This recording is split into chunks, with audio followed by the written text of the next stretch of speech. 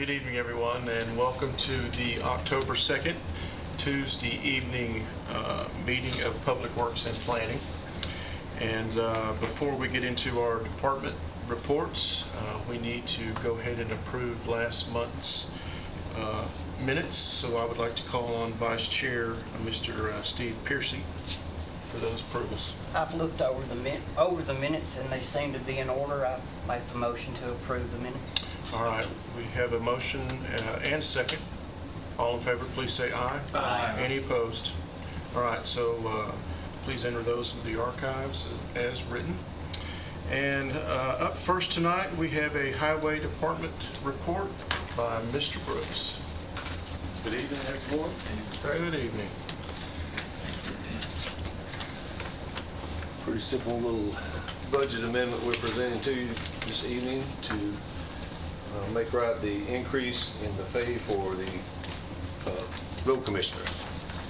So we are going to take that from our fund balance and add it to our board and committee members' fees and all the associated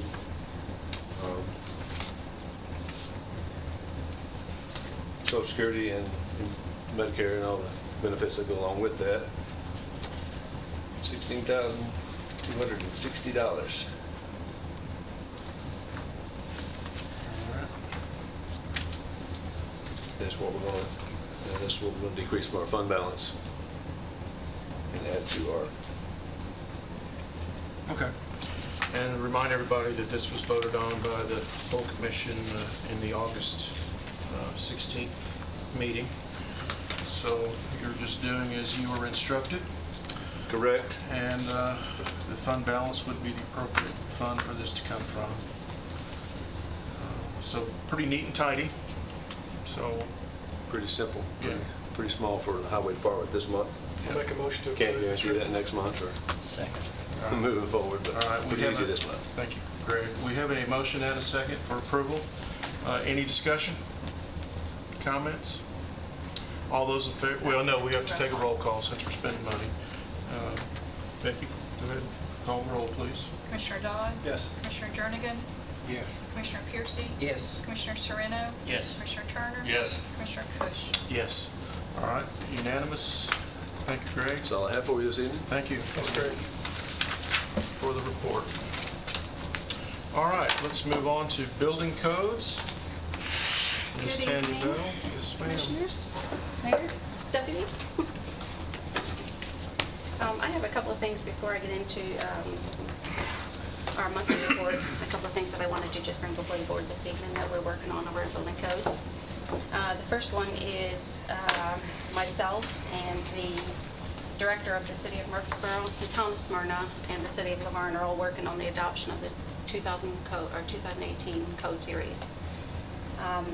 We are shooting to make it effective of January 1st, 19. However, the cities, each of the municipalities have a couple of hearings to go through. So if we don't make it by January 1st, it'll probably be February 1st.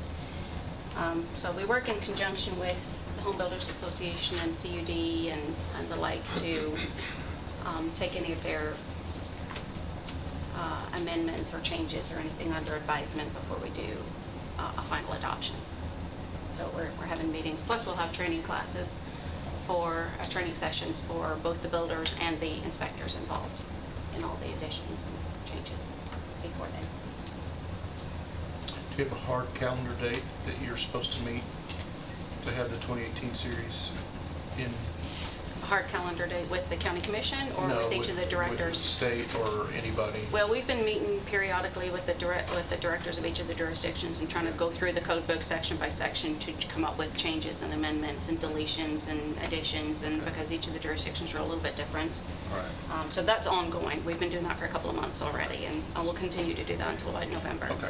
So, but the state's not saying, or the Home Builder Association is not saying that this has to be done by March of 2019, or we can no longer, we have to cease? No, Okay. nothing like that. It's just All right. time for a code adoption. Okay. All right. Thank you.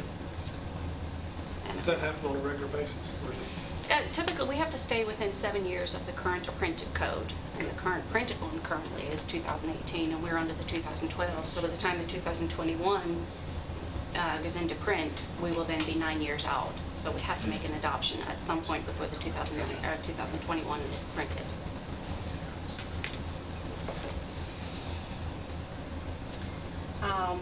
So in conjunction with that, I am working with the county attorney to write a resolution with the code adoption in mind. And we have discussed with the mayor and the county attorney, discussed about expanding the authority of our Board of Adjustments and Appeals to allow them to hear some of our local ordinance, for example, the noise ordinance that we currently have adopted, and stormwater ordinance that currently they don't have any board to appeal to. They can't appeal to the Board of Zoning Appeals. And so we're working to expand the authority of the Board of Adjustments and Appeals so that they may hear some of those appeals should they come up. So far, we haven't had any, but so that they have an avenue to appeal any regulation that they have to meet. I've got a question on that, Mayor. I don't know if you can answer this or not. So, Tanya, for conversation's sake, if the fireworks ordinance passes and there's a fine that's attached to that, could they appeal that fine to the Board of Adjustments and Appeals, and would they have the authority to remove it if it was a law enforcement fine that was levied, though? Because wouldn't we be asking the sheriff's department to levy the fine? How could the Board of Appeals? The Sheriff's Department cannot enforce a local ordinance. They can only enforce a state ordinance. Okay, so The for fireworks would be a local ordinance that Got would it. be enforceable by our department. That's what I was looking for. Perfect. And so there's no legal challenges there that Josh would need to be involved in? Right. Okay, Now, Josh is got it. currently working on that. We have discussed Right. it, and that's a resolution that will come before you guys here in the next couple of months Okay, that perfect. you can review. Thank you. So a fireworks violation is not a criminal act, correct? No, not right now. It's not. It's not a state illegal activity. So ongoing work continues with the noise and fireworks ordinance. As you guys remember, you discussed in the July meeting that we would combine, or that you would like to see the fireworks and the noise ordinance combined instead of them being two separate ones. So we're continuing to work on that, and that'll come before you in the next couple of months also. The last thing I had, the State Fire Marshal's office, Gary Farley from the State Fire Marshal's office came to us and requested that we become an issue agent for their state electrical permits. They currently have a state issue agent that is housed in our office. She is there from 8 to 12, Monday through Thursday. And he has asked us to take this over. We would assume those duties, issuing the permits only, not inspections. We would just be an issue agent for electrical permits only. And we would offer them from 8 to 4:30, Monday through Friday in our office. We also discussed this with the mayor, and we decided that the pros and cons, or the pros of this would just far outweigh the cons. It just means first of all, it closes a major communication gap between electrical inspections, as you know, is the only thing that the Building Codes Department does not do. They're done by state inspectors, as is the permit issuance. So there's a major communication gap there between our office and the electrical issue agent. One, because she's only there for 4 hours, 4 days a week. And two, if she issues the permit, and they have a completely different status software. So this would combine everything. We would receive a fee of $5 out of every permit that was issued to cover any cost that there would be with us issuing the permit, which in the last 5 years has averaged out to be about $22,000 to $25,000 a year, which would give us enough revenue to possibly hire a part-time employee to help pick up some of the slack that our current our current permit techs would be taking on that extra duties. So there will be a budget amendment coming before you also concerning that. Mr. Chairman, we're not, Mr. Farley told us when we met, we're not the only jurisdiction in the state that's doing this. He's already contracting with other counties where they have difficulty of getting even people hired to do that. Mhm. Sometimes those inspectors will have to if they're in Jamestown and have to travel all the way down to past Knoxville to try to do one house. And so they're having difficulty. So that's why they, in getting these electrical inspectors, so the precedent's already been set for them, the fire marshal's office doing business with other counties. And so it seemed natural when he came to us and asked us to pick up the slack. And at this point, we would strictly be doing permit issuance. The inspections No inspections. may come at a later date, but it'll be several years down the road. What happens to the part-time person that's there now? I'm not sure. She's self-contracted. I'm not sure if her contract is expiring or, The county would pick up the permit issuance. An electrician. Not the inspections. Correct. Right. Okay, so an electrician would call the county, typical process. We would accept the call now. We would are you talking? process the electrical permit. Are you talking about the electrical? No, they would Yeah. actually visit our office, as do the builders Just- or the plumbers. That's to what, get so it's their just like permit. the other Correct. permitting, plumbing. Right, it would be the exact same process. When they're requesting an inspection, however, they'll do that directly with the inspector because we're not involved in the inspection process at all. They will do that directly with the state electrical inspector. He submits that To us, back confirmation to back us. to the, Right. When he does the inspection and completes it, he turns the paperwork back into us and we'll log all the inspections, but we don't actually schedule them or do them or.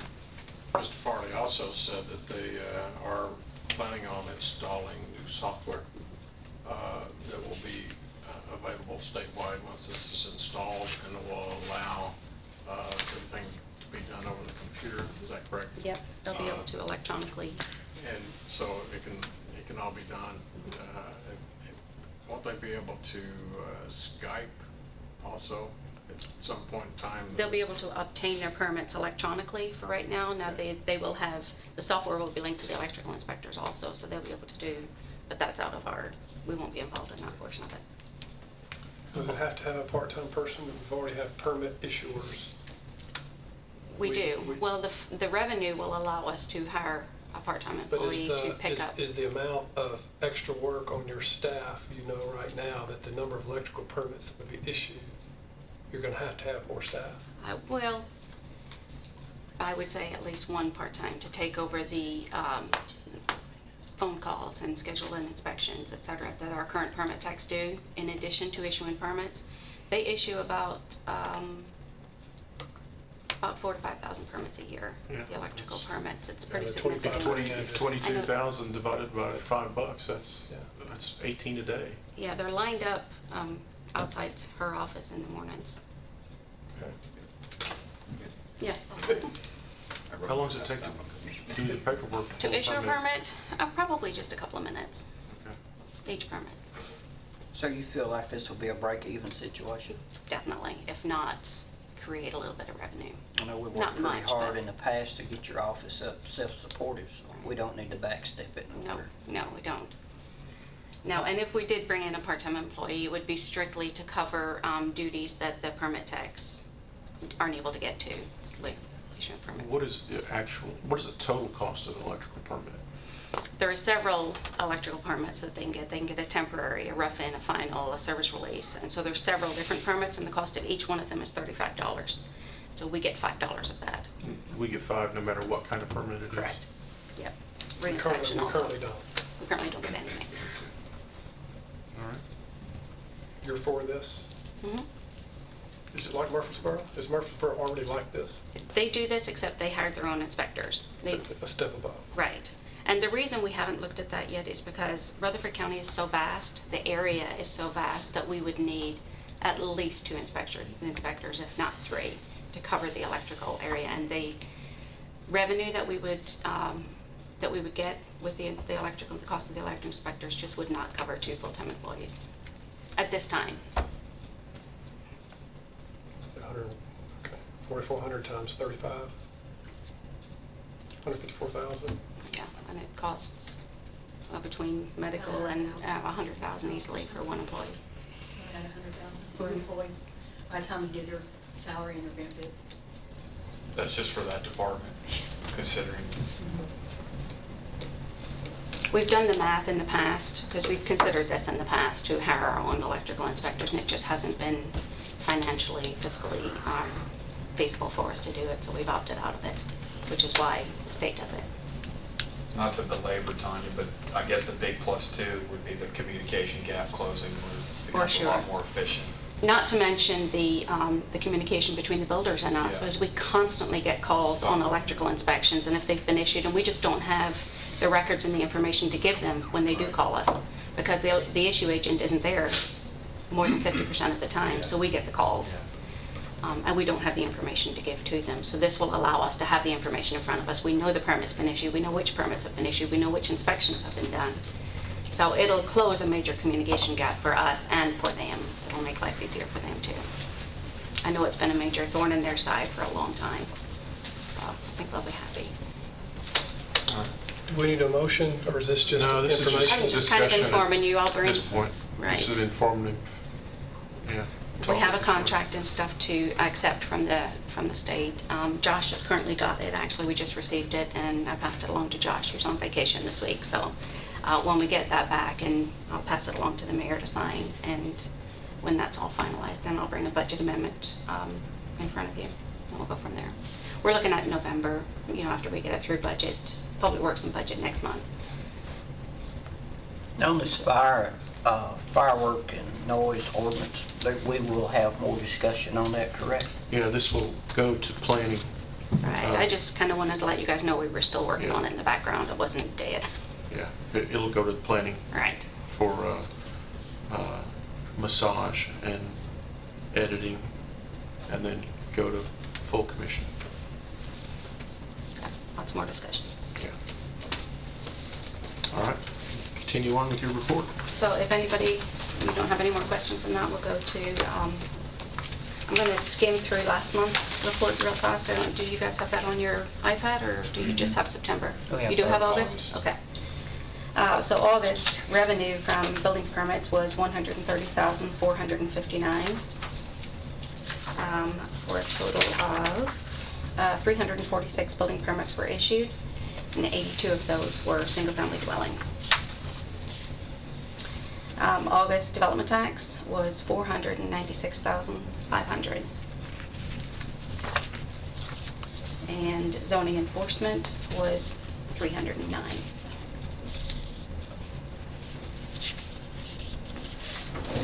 So September's building building permits, 82,250. And we issued 243 permits. 51 of those were single-family dwelling. And development tax was $725,250. And there was the reason for the uptick in development tax this month is because there was an apartment complex in Murfreesboro and also one in Smyrna.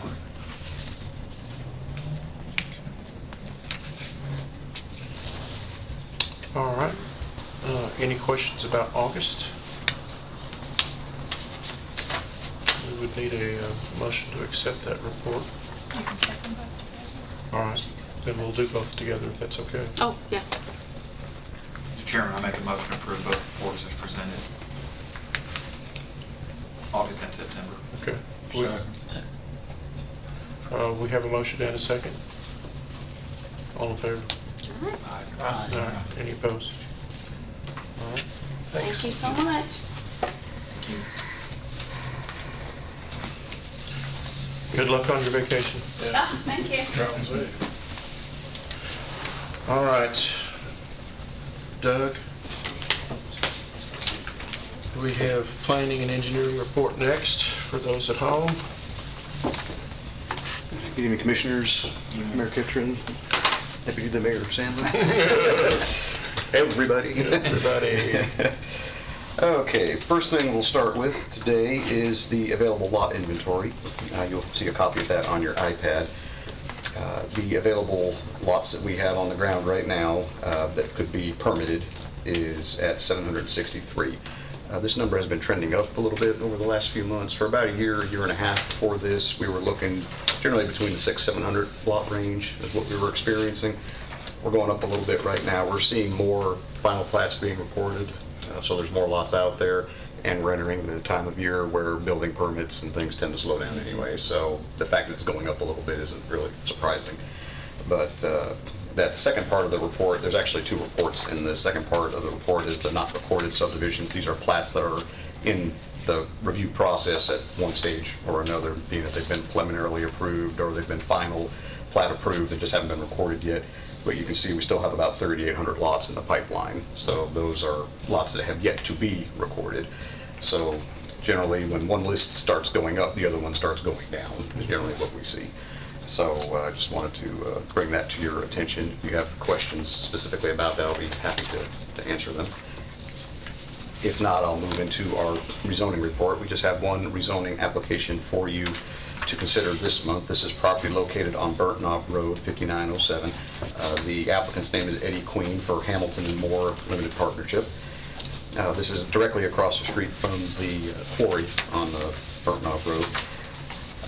The applicant's requesting to rezone the property from residential medium density to light industrial in order to operate a land clearing and utility maintenance company. The applicant submitted quite a bit of materials with his application, including a concept plan and a pretty thorough description of the activities that he's proposing. Just as an overview, he indicates that he removes chip material from the land for land clearing operation, regrinds them for mulch, soil products, loam, etc. It's a family-owned business, has 10 employees. Their hours are typically Monday through Friday from 7 a.m. to 5 p.m. with occasional weekend hours. He does have equipment such as chippers, grinders, dump trucks, etc., pickups. Again, a concept plan has been included with your agenda packets. They will access Burnt Knob Road. They do show a looped driveway for easier access for the larger vehicles that may access the site. Whenever we see a site plan for this, should this be approved, we would pay a little more attention to the design of the access, as well as for the landscaping. The site's pretty heavily treed.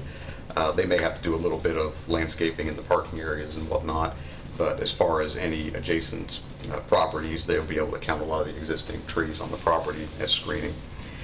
There wasn't much discussion on this item at the Planning Commission meeting. Some of the commissioners did have questions regarding the septic soils, traffic improvements to Burnt Knob Road, buffering and operation of the site. There was one resident who spoke and asked about the distance from this property to the city park along Veterans Parkway, which is about 3/4 of a mile. After the public hearing, the Planning Commission did vote to recommend approval by a vote of 8-4, 0 against, and 2 abstentions. So with that, the reason for the abstentions was because 2 of the members were in the steering committee that was going on at the same time. So when one ended, they came in right as we were about to take a vote. So they were there, but didn't feel right voting on it since they weren't in the meeting during the discussion. So with that, I'll be happy to answer any questions. Again, that's the only zoning hearing that we have for this month. Any questions for Doug? Look like they've already started some clearing over there. Yes, sir, they did, and they had a land disturbance permit to do that. What they were doing was cutting down trees, really. We were watching it.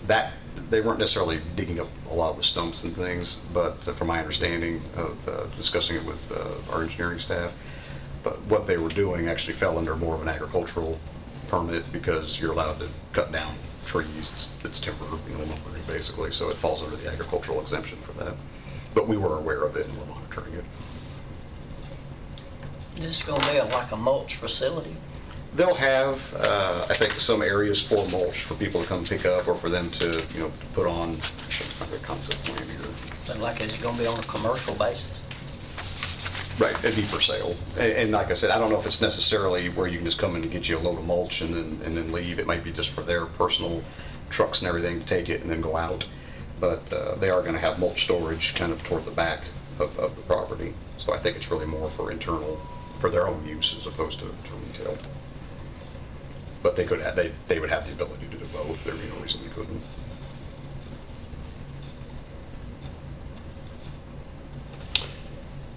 Any more questions for Doug? Does that conclude your report, Doug? Yes, sir, it does. All right. We would need to make a motion for acceptance. I'll make the motion to approve his report as presented. All right. Second. We have a motion and a second. Mr. Sereno. All those in favor, please say aye. Aye. Any opposed? That motion carries. Doug, thank you so much for the report. Yeah, thank you. Thanks, Doug. Thank you. All right, Mac Nolan, how about a solid waste report? And Okay. then preceded by a landfill, or in whatever order you're prepared to do so. Well, let's first, something that's not on your iPad. November the 3rd, Saturday, from 8 until noon is the Household Hazardous Waste Collection. It will be held at the Murfreesboro Malts Facility there on Florence Road. It's sponsored by TDEC. So anybody, any resident of the state of Tennessee can take their items there. If you're a small business generator, you can call TDEC and they can set you up with their contractor and make an appointment after 12 o'clock to bring in your stuff, and they'll calculate your fees and charges and all that kind of stuff. That's Saturday, November the 3rd, from 8 till noon. I'm assuming this will be in the newspaper and other media sources? Yes, some of that information is already going out, and we're working on our signage to put in our centers. And All right. What's the location again? Murfreesboro's Malts Facility, Florence Road. 4675 Florence Road, I think. Close to that. And then before we get into the report, just a brief thought. Sharon Smith is the solid waste counterpart of mine in Metro Nashville. And Metro has a contract with Waste Management that does all their curbs, they do all their recycling process. Nashville would like to pull the glass out of that process and purchase their own glass grinder and run some tests about using the glass and the sand in all the sidewalks that they do. Well, when they started talking with Waste Management about it, Waste Management loved that idea, so it gives them the opportunity to renegotiate the contract, which means it's going to go up. So I pitched the idea to her, if Nashville wants to do it, maybe Rutherford and them team together. We provide their location in Rutherford County, they provide the equipment, and then they can run their test off of our glass. Costing us $40 a ton to get rid of glass right now, so and we wouldn't truck it near as far either. So it's just a thought. Is that something y'all would even be interested in us talking about, or do you rather not even fool with it? How much does it save us? It would save us on trucking cost, and it would save us on disposal cost. But there's no number attached to it. No, there's no number yet. My thought would be they would purchase the glass grinding equipment. We would have to provide the location for that. And it would need to be at least on the north side of here, to make it reasonable for them to bring their glass that far. I really think we've got other decisions to make before we get that far. What do you think? That's fine. That's fine. The consideration is to Nashville, you got to get me back up to speed. Okay. Our glass would, Would stay in Rutherford County. and their glass would come to Rutherford. Eventually theirs would. Right now, under Test their... out and can be used for a certain purpose. Right. Their glass is tied up in their contract, and if they pull their glass out, then they have to renegotiate the contract, which their recycled cost is going to go up. So it's an opportunity for us to see if that government and our government can work together on a small scale. That's my whole thought there. If we can't make a small scale thing work, and then we probably can't make a large one. But they're nowhere close to trying to pull that trigger, and neither are we.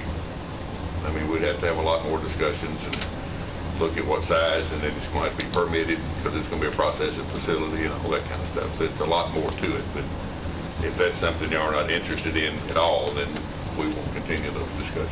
Would we be tied to a contract of any length if we were to enter such discussion? We would almost have to, because the equipment that they're going to have to purchase, going to have a home for it to be. That would, it would be here. So that would be a partnership between the two. But there's a lot more to it than that. Yeah. But Sharon and I both decided, if we're going to go any further, we need to make sure we get somebody's blessings before we waste a lot of time. Why would they not want to keep that location in Davidson County so they would not have to They would incur- like to, but their glass is already obligated to go somewhere else, so they can't use their own glass for that testing. Well,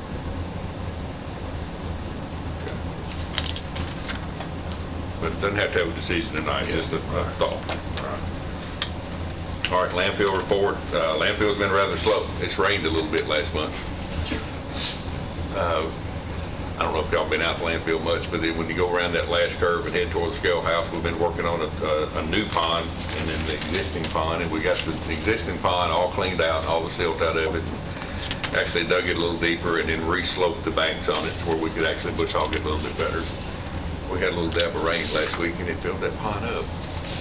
10 inches will do that. But surprisingly, it did not overflow into the reserve pond. I thought it would have, but it didn't. But as you can see, the landfill numbers are down quite a bit. All we're accepting out there is brush and tires, off the rim tires. We're not accepting any construction, demolition, debris. Moving on to the convenience center side, the convenience centers have actually slowed down. We've been struggling for a year and a half to keep our head above water, working a lot of overtime. Everybody with a CDL license that can operate a truck has been in a truck.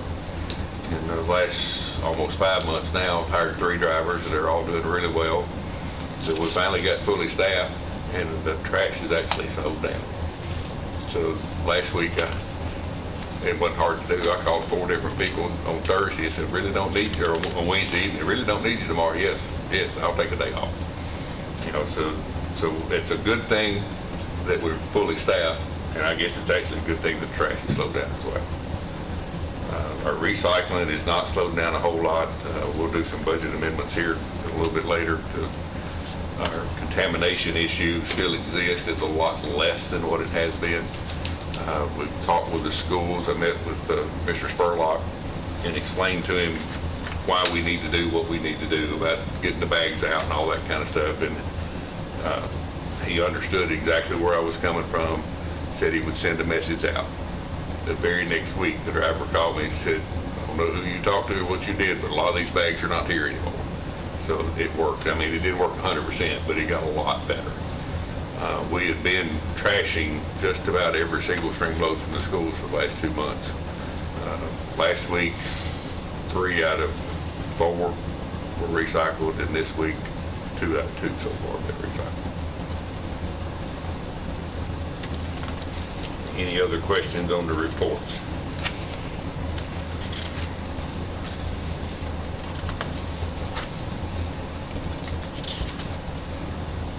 We ready for a motion to approve, or we want to do that lump sum?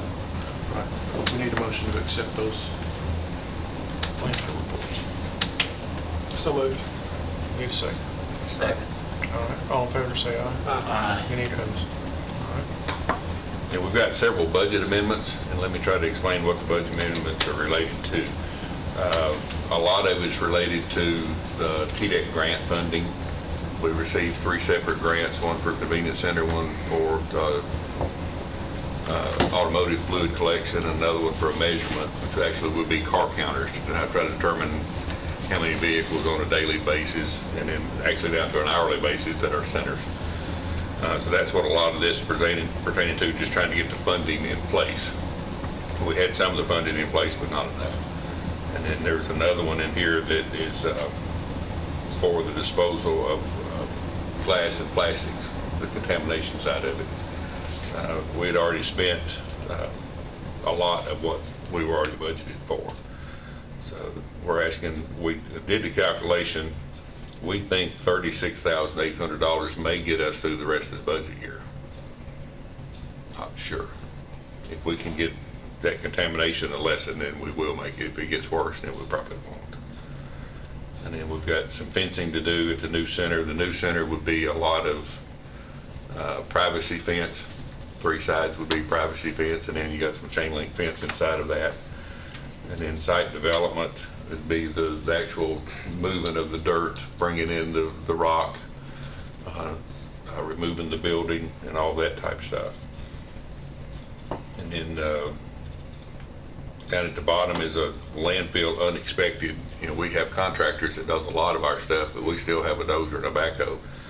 And the chunk in the rear end went out on it unexpectedly. And we had money in the line item that we could pay for it, but it was not money that we were planning on spending for that. So it was right at a $7,000 repair. It's gonna be a whole lot higher than that if we got all new parts. We got used parts to put in it because it's an older machine.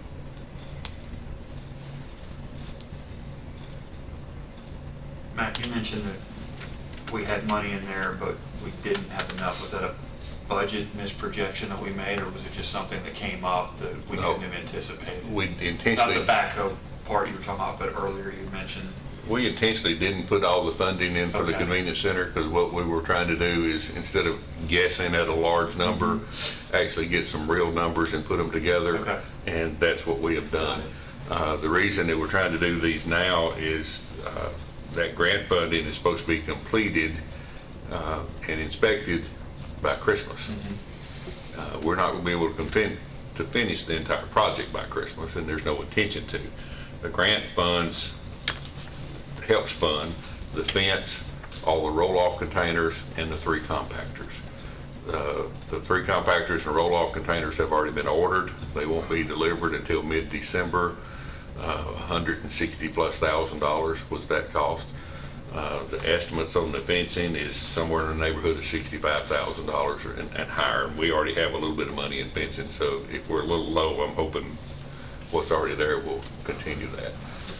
But a few months ago, and I don't remember how many, y'all changed our process for bidding to where you have to bid over 25,000. Anything under that, you can do quotes. The container and compactors were bid out in January, I think.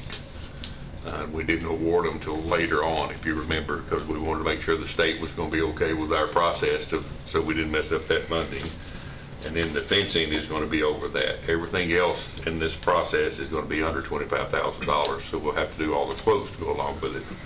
And then the state's process is we solicit our quotes. We have to send how we solicit them and what we receive to them for them to approve before we actually award anything.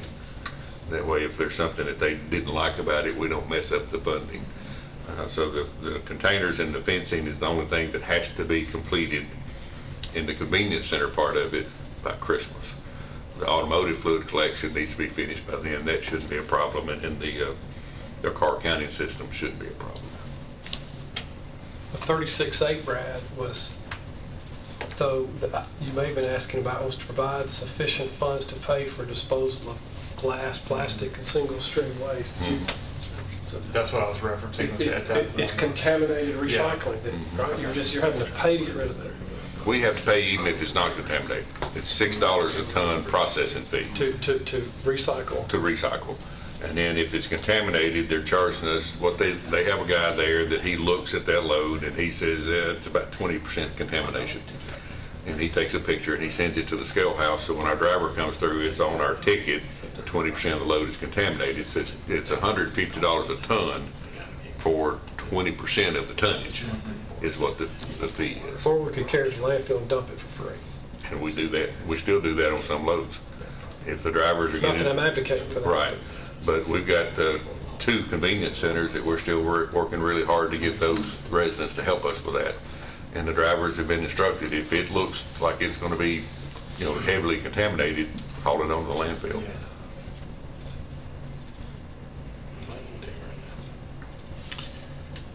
Does that finish that particular budget amendment? Yes, sir.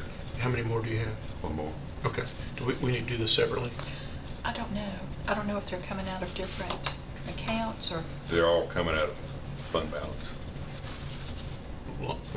I would assume you could do them together, but we can do them separately. Well, let's do them separate, just so we've got our bases covered. Okay. We would need if discussion has ceased, we need a motion to approve that amendment budget. Make a motion to amendment. approve the amendment as presented. All right, we need a second. We need a roll call.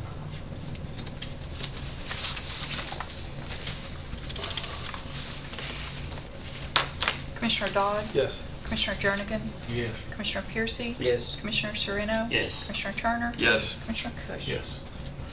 All right, Mac, continue on. The second budget amendment is for something that we want to try. There's a company called Smash It, and they're out of Franklin. And when I talked to him last week, there's only 11 of those trucks in the United States. He had the only one in Tennessee, but he's bought a second one. That's the reason there's 11 instead of 10. And 2 of y'all came and watched the demonstration. He came to Weekly Lane and did the demonstration, and I sent out an email with the videos, and sure I didn't send you one. You went on Public Works at No, the I was time. trying to play it cool, but I had no idea what you were talking about. Okay. But what, it's a truck-mounted piece of equipment. It's developed out of Germany, and it's a franchise type deal, and Chris has bought the franchise for this area. That's the reason we can't buy one. They won't sell us one. But it's an arm mounted on the back of the truck similar to a track hoe. And it's hinged right at the back of the truck. So he backs up to our container, our open top container, and he rotates that arm over into the container. And it's got a wheel with spikes on it. And it turns rather slow. I thought it would turn really fast, but it turns kind of slow, and he uses the weight to push down and crush, and the teeth on it to actually start chewing things up. And the demonstration he did for us at Weekly Lane, we had 12 full open top containers, and I asked him to do 10 only. And out of the 10, most all of them, he got down to about half or a little less. The ones that had mattresses in them was a struggle. So what this budget amendment would do, or what we talked about, is he could do that for $40 per container. Our trucking cost is $103 an hour. So if the landfill is running well, Weekly Lane is an hour round trip. So it barely makes sense budget money-wise to do it at Weekly Lane, because what you do is crush it down to half, let them refill it, then you haul on a load, load and a half, basically. Or have him crush it again. Their model is actually crush it twice and then haul it. Weekly Lane's too busy for that. That doesn't work. When we did that Monday, we hauled those 2 full containers on Tuesday. And I left one of them up to about 11 o'clock to be hauled, because I wanted to see what the other containers looked like. So we hauled 4 or 5 more that they had refilled out of there Tuesday. And by the end of the day, they had 9 full again. Where we would get the bang for our buck on this one is our longer hauls. Like Almaville Center to landfill is about 85 minutes. Bradeville Center is about 95 minutes. Rock Crusher on the south side of town is 95 to 100 minutes. Eagleville, Epps Mill, Christiana Fossville, Rock Springs is 2-hour round trips. So those 1.5 to 2-hour round trip loads is where we would actually get the bang for our buck. When we started business yesterday, I come in on Sundays and do all the dispatch for the drivers for Monday morning. We had 106 loads to haul. And we had several containers out there that was half to 3/4 full. We had 4 or 5 centers with every open top in it full. So what we could use this guy for is to come in. I could call him on Sunday evening and say, all right, we need you to go to these centers on Monday and Tuesday morning and densify this many loads. That way we could kind of track how many we're actually doing. And instead of being in such a crunch on Mondays and Tuesdays to try to get the centers open and keep them open, then that would help us with that. Right now, we're fortunate that the trash is a little bit less and we are fully staffed, but we've got vacations coming and some other stuff, so that would help fill in some of those shortages during that time. This budget amendment at $40 per container would be 500 smashes. I'm not anticipating doing that many, but we'll see how it works. I was able to watch your video, and I appreciate you sending it to me. Does it not make it a lot more difficult to unload? No, sir. Just slide right out? Yes, sir. Now, one impressive thing that he did while he was there at Weekly, he did it just for the fun. We had a scrap metal container. Were y'all still there for that? We just about. Okay. Scrap That way metal, when we the were- scrap metal container was full to the top from the front to halfway back. And it was literally empty from halfway onto the back. And it had washing machines, dryers, kitchen ranges, microwaves, no refrigerators. And he sat that thing over down there and went to work on it. And it took him about 6 minutes. But when he finished with it, it was across the bottom of the container about 18 inches deep. Now, a refrigerator wouldn't do well with it. It's a little more substantial. But, and he said that they didn't recommend doing metal loads twice. Well, our metal load normally, if it's a decent load for us, weighs 1.3 to 1.5 tons. So they were afraid of getting them too heavy. You're not going to get ours too heavy. We're going to have too much bulk for that. But that's another thing that, we could densify and lessen that haul as well. So we're just looking at, we picked all the low-hanging fruit on efficiencies. Now we're trying to move on up the tree and see if we can find something a little more. But I was rather impressed with his equipment, and he has the second truck now. That was one thing that Mr. Mayor asked, what if his truck breaks down? The other advantage is for him owning and operating, if we can keep up with his downtime and everything else, it may be to where we don't want to own one. We may always want to pay somebody else to do it. Well, to the mayor's point too, what about the scheduling, Mac? Like, would we get a commitment from him that when you send out a schedule on Sunday, that he's gonna be there and he's not gonna call you and say, well, I can't make it today, now it's gotta be tomorrow? Right. He's How do we police that? He's been in business for probably 4 or 5 months now. He's built up some business that he's already doing. He's got some scheduled stuff. So the morning that he came and did the test for us, he'd already been to his regular route and taken care of that. I just wanna make sure if we do it, that he's committing to that where we're getting our bang for Right. the buck and not just half the time he's able to make it type stuff. Because if he doesn't show, We don't pay. the model doesn't work. But the model doesn't work either. You're still scrambling if he doesn't Right. show. Yeah. And So with- is there, well, this is a test run, but there'll need to be a contractual obligation that we're a priority, Right. right? Well, it can be. That's what I was getting to, Commissioner Dodd, was if Mac's gotta start calling drivers saying, hey, the guy didn't show up, we need to haul. Now you're they're on really vacation. scrambling. That was my concern, was there's some sort of, and you worded it correctly, that there's a priority to their giving to Rutherford County Right. to do this. I would think he'd be smart enough from a business perspective to say, yeah, I need to prioritize these guys. He told me that the business model on the truck is 80 to 100 smashes per week. Okay. And the price that he gave us for this is a price that he won't quote to anybody else. It was one that he gave off the top of his head initially, and then when he did his numbers, it needed to be a little bit more than that. I said, well, if you need to be more, be more. And he said, no, I told you that. I'll make that work. Now that he's bought that second truck, then he's going to need to work to pay for the truck. So I think lack of service will not be a problem. Okay, thank you. Steve, the wheel has no vibration, and it doesn't have any hydraulic weight. It's just the weight of the arm. So the compaction's not so much that it doesn't slide out. It still functions well. He went to Lebanon. Rockwood is the company that grinds up the stuff for Lebanon's wastewater treatment plant, creates their fuel source for their electric generation. And Rockwood buys the cheapest 40-yard containers they can find. And he got started in one of those that was full of pallets that stopped. The sides were flexing. And it was going to tear up the container eventually. So he said, no, I can't do these. But ours are 30 yards and ours are not the cheapest. Ours is good quality containers. And if you remember when they were watching, the whole container would move, things like that. The biggest struggle he said he's come into is been on a construction job with a open top with 4 rollers underneath, sitting on concrete. It won't stay still. And the other advantage that you and I witnessed was the fact that the drum spins slowly. You and I were standing really close to the container, and we were not concerned from a safety standpoint. It doesn't shoot debris out, so you literally could be dumping, as a resident, you could be dumping your trash a couple of containers down while this machine is in operation, and there would not be a safety issue. That was one thing, Mr. Chairman, if you didn't. Mr. Nolan told us about this today, as far as coming in with this.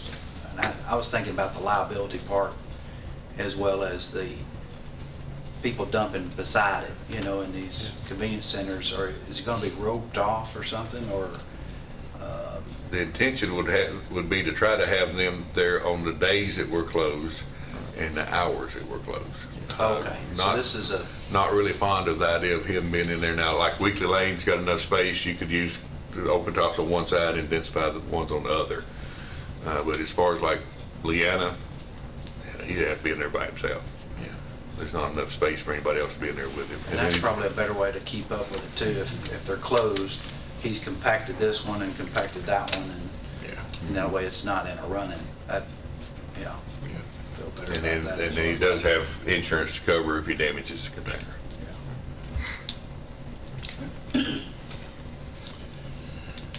Any more discussion on that?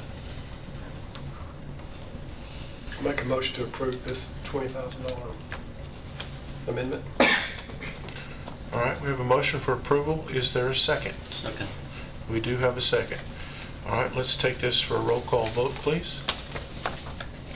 Commissioner Dodd? Yes. Commissioner Jernigan? Yes. Commissioner Piercy? Yes. Commissioner Sereno? Yes. Commissioner Turner? Yes. Commissioner Kush? Yes. All right, so the ayes have it. All right, Matt, continue on. Should have a concept drawing on your iPad, I hope. We do, for Okay. Leanna? Yes. That's actually the second stab at a concept drawing for it. Kind of in the shading, if you look in the upper right of the actual property, you can see where the existing center is, and then you can see where part of the existing building is, and then it kind of shades out under the other containers. The containers with an R in them is for recycling. The ones for SW would be for the open top bulk items. And then the compactors in the middle would be for two for trash and one for cardboard. Automotive fluid collection would be there in the corner. And then a little building for them to be in. Probably in the future, another one up closer to the street, just so that, because this center would take at least 2 people to operate. Some of the discussions that we've had is about the stormwater drainage. Possibility of trying to get a consent to drain to a sinkhole that's just behind us. And I talked to Jeff Postel this afternoon and asked him to go ahead and recreate this drawing and put this setup, the stormwater pond actually behind the compactors in that wide green area at the back of the property to basically scoot everything toward the street, just in case we can't get that. But this, if we use the whole property, this thing would be a little bit larger than Weekly Lane. But we wanted to have, it does have 2 soil sites. The compactor pad is actually sitting right on top of one. The other soil site is over there in that green area. The fire department is in that building, so we could, build another building in that spot and put the fire department in it. May just be a solid waste building for us to use for storage and then park fire trucks in, not be a true fire station. But if we do put the building in for them, it would need to have Larry calls it a day room, be more like a living room and then a full bath, just in case they have to stay there for some event, but it wouldn't have any bedding, no space of that. And in the back corner of that building would actually be a half bath that we could put in for our convenience center attendants. Or we could actually put the half bath in their little building. But this would be the first recycled convenience center in the county that would actually have a bathroom. And there's sufficient soil for that Yes, we've already had the soil in your test up. in your pond.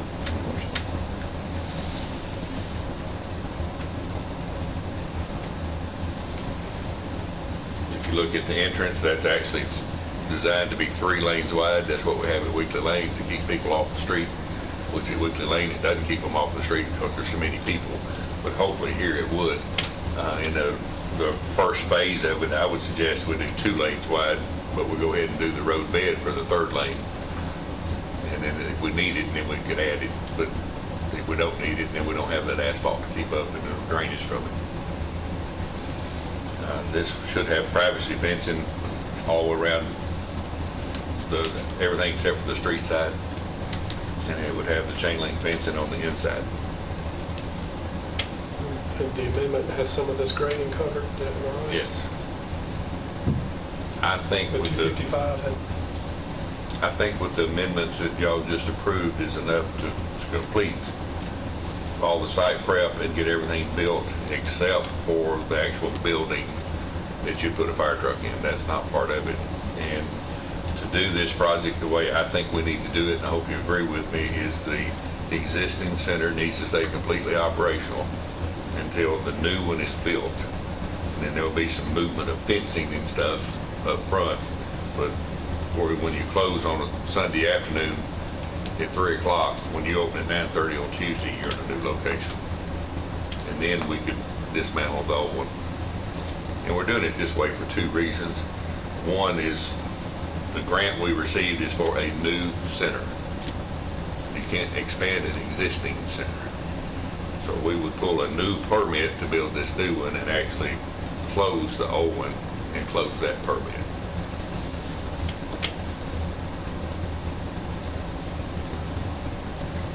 All right. permit have to come through the state or just through the county? Both. Has the soil been checked to make sure it's okay? Yes.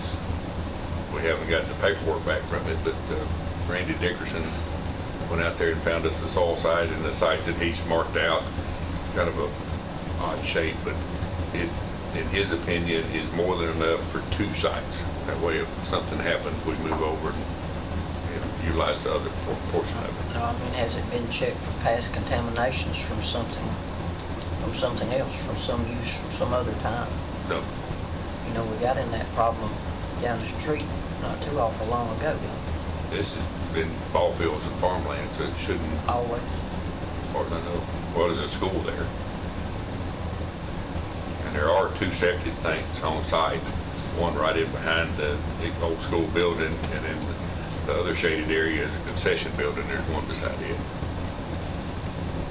Concerned it might not proof roll or something and have to be undercut or? You never know. You know.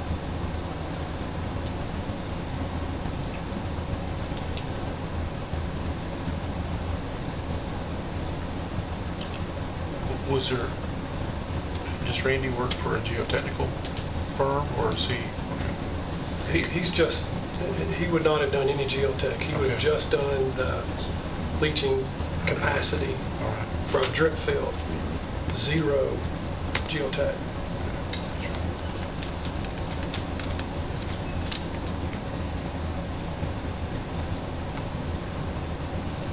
All right. So that grant money has to be dedicated by 2018, 2019?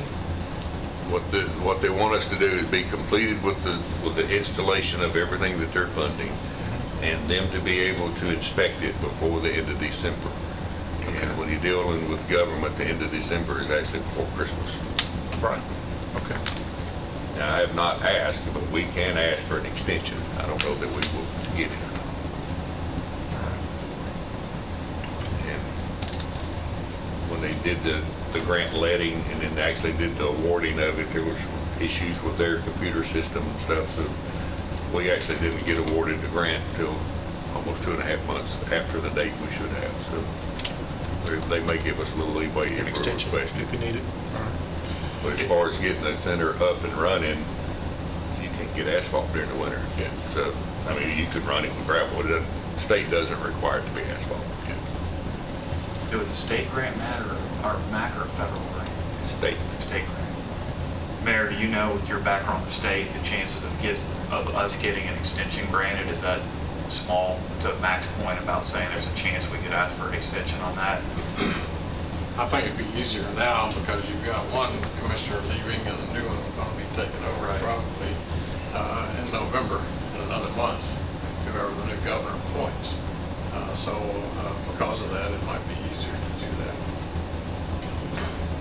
Is that a recommendation, Mac, or just a consideration that you were saying about an extension? What I would suggest, of course, I'll do what I'm told to do, is we aim to have it done before By Christmas. year 1? Yeah, But we go ahead and ask for the extension in case something happens. Okay. Hopefully, we wouldn't use the extension Yeah. time. Okay. Just curious who's trying. Triad is, They're environmental service. and they're our environmental consultants for our landfill. They're They at, do site work as well. they're at Affirmative or Lebanon. They're civil, Right. full civil and environmental. Yeah. All right, well, what is the committee's wishes here on Mac's budget amendment as well as the proposed? Need a motion? I don't know that we actually need a motion. Property management has approved us to go through this process, but they have not seen this design. And I wanted y'all to be aware of what we're trying to get accomplished. Okay. So if there's something you see that we need to address in a different manner, we can Alright. look at that and see what needs to be done, but you can keep in the back of your mind before Christmas Okay. for the fencing and the equipment. The equipment, like I say, has been ordered. So it should arrive on time. So get the concrete pad poured for the compactors and those things mounted there, and then the other things are just roll-off containers that be sat in place. Oh, gravel. Yes. And then we can come back and pave later. Is this something, Mac, we need to send to property management pretty quickly then if they haven't seen it? They approved for us. We initially started with this process at Rockvale, Right. and then we knew there could potentially be an issue at Rockvale, so when we requested the grant, we requested it to be at Rockvale or Leanna or Florence Road. We tried to give ourselves places to move it to. So that's put us behind. We were beyond this point at Rockvale. We'd already did the paperwork to get the permit from TDEC, but never had submitted it. So we still get those things to do. And I was talking to somebody at TDEC the other day. She asked me, she said, when are you going to get a permit? And I said, I'm not in any hurry. We ran 2 convenience centers for 10 years before we ever got one. She said, well, that's not good that way. How many acres is in that site? About 3.5. Would there happen to possibly be room in the future for maybe a day ambulance or maybe an ambulance service there on that location? Or will there be enough room left? I don't know the answer to that. I don't know that you already have one over at Siegel High School, so there's not one that far away from it. And then once we do our Florence Road project, there's supposed to be an ambulance station there in that Singer Road house, which from this location to the Florence Road property is a 7-minute drive. Okay. Not that many miles. It's It's about the just- response time now, then 7 to 8 minutes. Yeah, but that's running Sulphur Springs, so you can't go real fast. Any more discussion on that particular item? Dot, if y'all don't have any more questions. Mayor has something. Yes, Mr. sir. Chairman. Yes, sir. Approach the committee. Yes, you may. So, Mr. Nolan, when are you going to share with the committee the problems that are existing out there? I was hoping you would do that. Well, I was waiting on you. You're trying to pass this on through, Okay. okay? You need to go ahead and tell them the problem that we're Okay. facing. We have some neighbors in the area that don't like the center being there to start with, and they're not really keen on the idea of expanding it. And it's just a few of them. The mayor's wanting to set up a meeting with those individuals and see if we can find out what their issues are and solve their issues. One of the things is they didn't want a fire truck parked there. The fire truck is there for insurance purposes, for that area. What is the current zoning? Institutional. The entire 3 The whole acres is 3, yeah, the whole thing. institutional because it was a former school? Well, institutional because it was county-owned and controlled with the convenience center when we did the comprehensive rezoning. Since that was the use of the property, it fit, so that's why we did that. Is there a zoning obligation or request or It's over. incumbent upon us No, to do the this? property is zoned properly for what they want to use it for. All right, let me share with the committee what I know. Okay, since I've only been here a month, all this landed in my lap last week. I received a phone call from Mr. Reed, Mr. Bill Reed, who owns the horse stables right next door. You'll see if you're looking at the top, it's to the top. That's his building in white, kind of the middle of the page. 12 o'clock. He trains horses out there. Okay, that would be his location there. The gentleman who owns the property on the south side and of course the west side, Along the to green. your left, all in green, it was his family that donated the property of the old school building to the Department of Education. He came in my office today and shared with me that it was probably 08, 09, the Department of Education gave that to the county. Okay? And so the action taken by this committee, or the commission, I think was back last November. Back, is that correct? Because you had problems in Rockville, political problems in Rockville because of the store and 2 people objecting to the old historic store in Rockville. So it shifted from November to this location. Okay, so Mr. Reed calls me and threatens me with a lawsuit because there was no public input from the community in Leanna when all this shifted to double the size of the convenience center. I talked him down from that to where he went back, took a copy of this draft last Thursday or Friday. It was in my office. He took that back. He gathered the other residents, especially the gentleman who owns the property. He's a barber he's got a barber shop out there, but he owns all the property next to that. He said if he would have known what we were going to do, he would have built his house in a different location, a new house.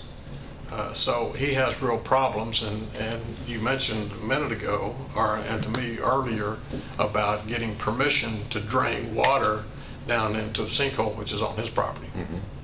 Nobody's ever approached him. He doesn't know anything about it. No, we haven't gone to him yet. Well, we're moving in a direction to where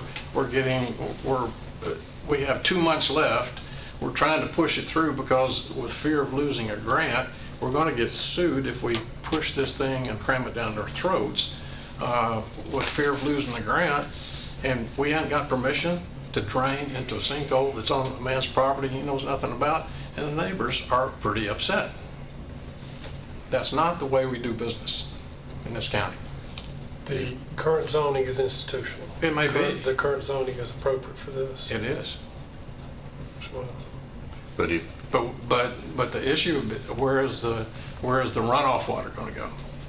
yeah, If it spills out of that retention pond? that's where that sinkhole is, where it currently goes, is my understanding, and I may be incorrect, that because we're doing the hard surfacing, then we need to do the stormwater pond. Okay. So that's the reason I was wanting to move it to the back of the property instead of around the septic Well, system. they're not saying no. They just want to put the brakes on and have a meeting. I said, give me 5 people within your neighborhood. We'll sit down and talk.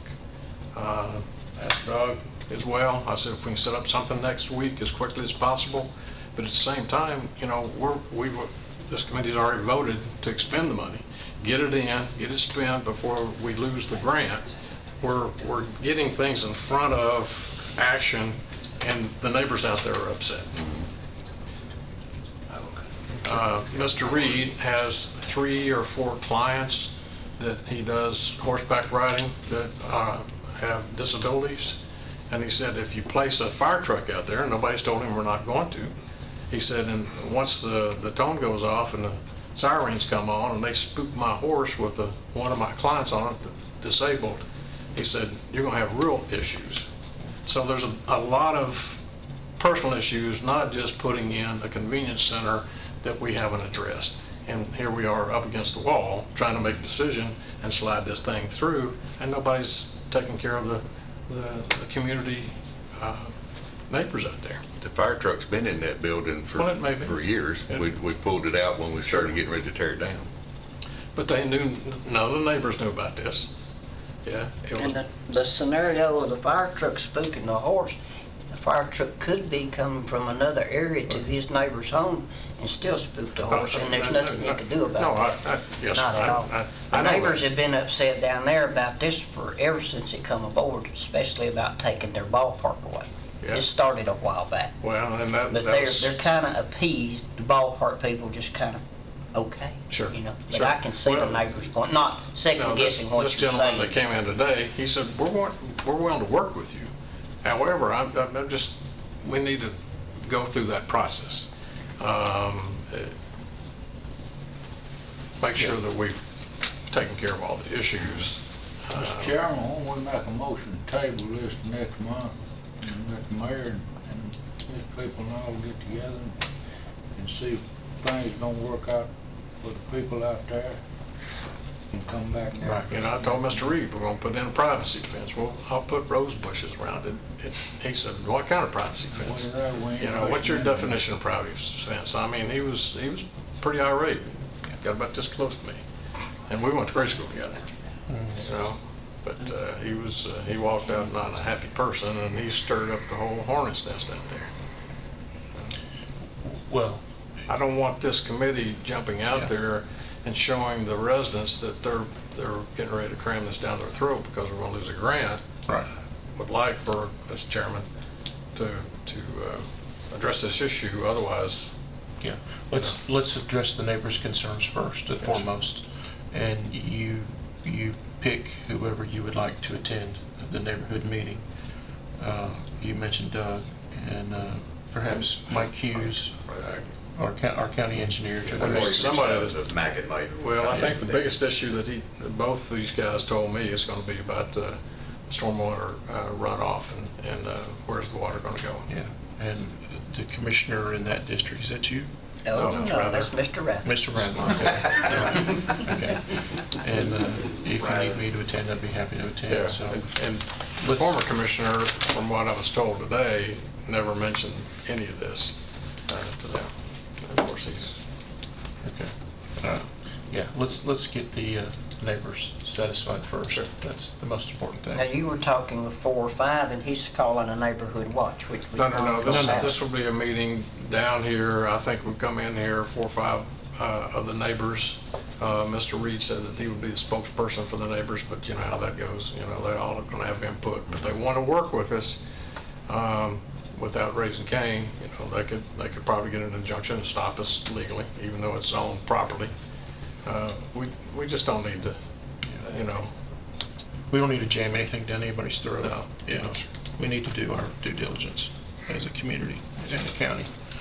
All right, so we'll just have that conversation with neighbors first, and then we'll, Yeah, we'll talk in the morning. I'll give you a call and see what, try to get everybody, any of the members on this committee is welcome to attend as well. okay. Is the ball field active at all? Yeah. Yeah, they have practiced on it up till just here recently. Have- They haven't played games, it's just a Have we started practice. tearing the building down? No, the building's still intact. We've taken everything out from the building. That's Now, what they were seeing, as the neighbors were seeing that the county was moving forward and already starting to remove materials from the building.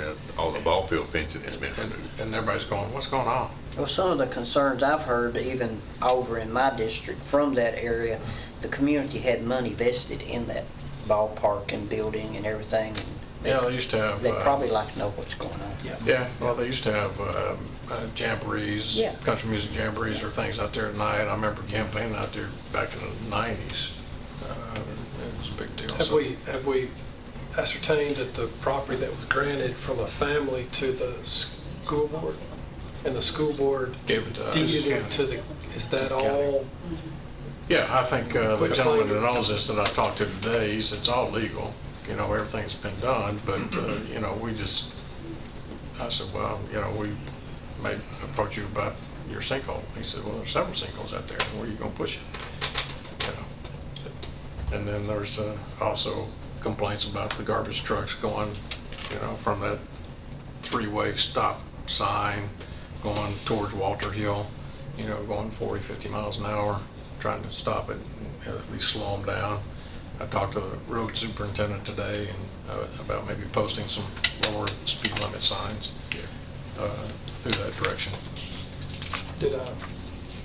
Did your civil engineer do a calculation of stormwater quantity in this pond size? Was that, you know, He's working on that today. so that concept? The concept drawing is what we have here. The actual building site He's got a pond. has not been completed yet.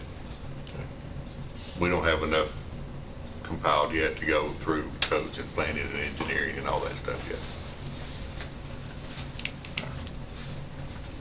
It's a lot of work yet to do. So yeah, you can go ahead and ask for your extension. Okay. I think that'd be prudent Yeah. under the circumstances. And be sure and mention the fact we were 2.5 months late in getting our. Yeah, the biggest, Yeah. the biggest sinkhole is right back in that area. Okay.